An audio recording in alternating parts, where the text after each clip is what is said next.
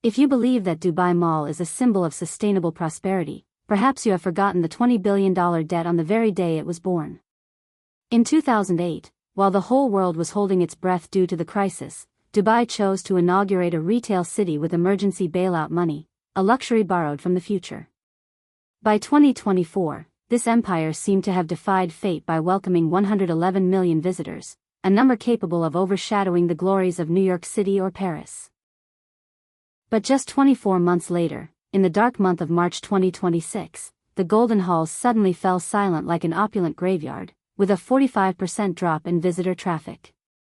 Why could an empire protected by 1,300 AI cameras and a $20 billion bailout be shaken in less than 30 days? Today, let us dissect the collapse of a consumer icon, an entity so engrossed in conquering records that it forgot a simple truth: the peak of ostentation is often the beginning of decline. Dubai Mall did not begin as a romantic dream of visionaries.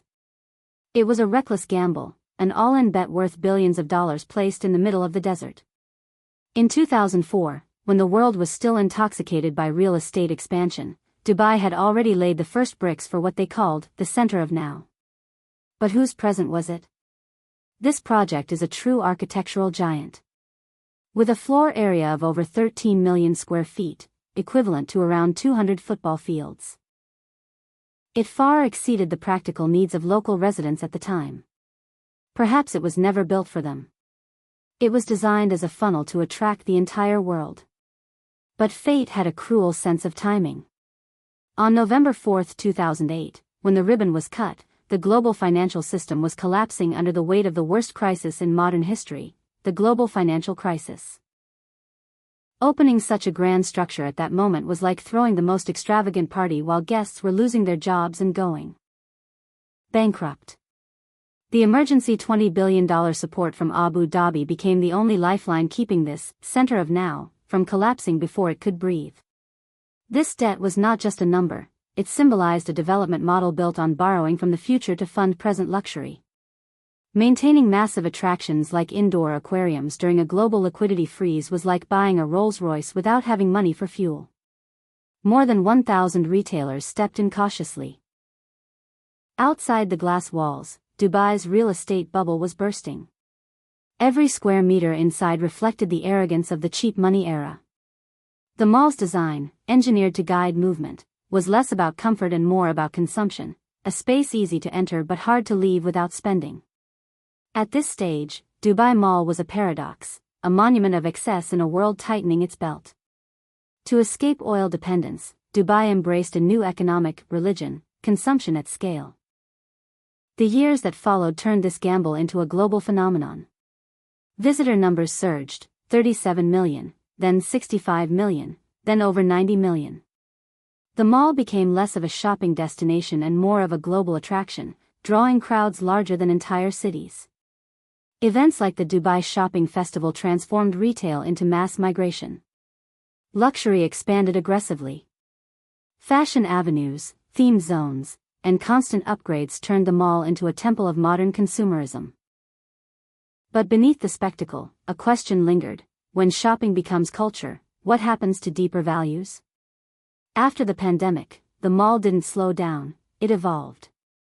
Artificial intelligence reshaped the experience. Visitors became data points. Smart systems tracked behavior, predicted purchases, and optimized spending. Convenience increased, but at the cost of privacy. By 2024, footfall peaked at 111 million. The system seemed unstoppable, until reality intervened. In March 2026, geopolitical tensions erupted across the region. Airspace disruptions, security concerns, and instability triggered a sudden collapse in tourism. Within just 1 month, visitor numbers dropped by 45%. Luxury stores saw revenues fall by up to 60%. International visitors, especially from Russia, China, and India, disappeared almost overnight. The closure risks around key routes like the Strait of Hormuz exposed a dangerous dependency on global flows of people and goods. Even major luxury groups like LVMH felt the shock, with sharp declines in market value. Supply chains faltered. Stores closed not because of demand alone, but because stability itself became uncertain. This moment revealed a fundamental weakness. Dubai Mall was not sustained by local demand, but by constant global movement. Without it, the entire system faltered. At the same time, consumer behavior began to shift. The era of loud luxury started fading. Wealthy consumers moved towards subtlety, durability, and long-term value, a trend often described as quiet luxury. Spending became more cautious. Instead of impulsive purchases, people prioritized practicality and sustainability. Residency policies like long-term visas further changed behavior, turning tourists into residents who spend more responsibly. Dubai Mall now faces a deeper transformation. It is no longer enough to sell spectacle. It must sell meaning, sustainability, and resilience. Efforts have begun: solar energy systems, recycling programs, green certifications. But questions remain: are these genuine shifts or simply rebranding efforts? The mall today stands as more than a building. It is a mirror reflecting modern economic ambition, its rise, its excess, and its vulnerabilities. Its story is not just about retail.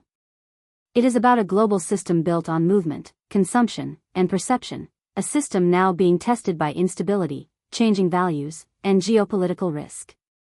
In the end, the real decline may not be in empty corridors, but in the fading belief that endless consumption equals prosperity.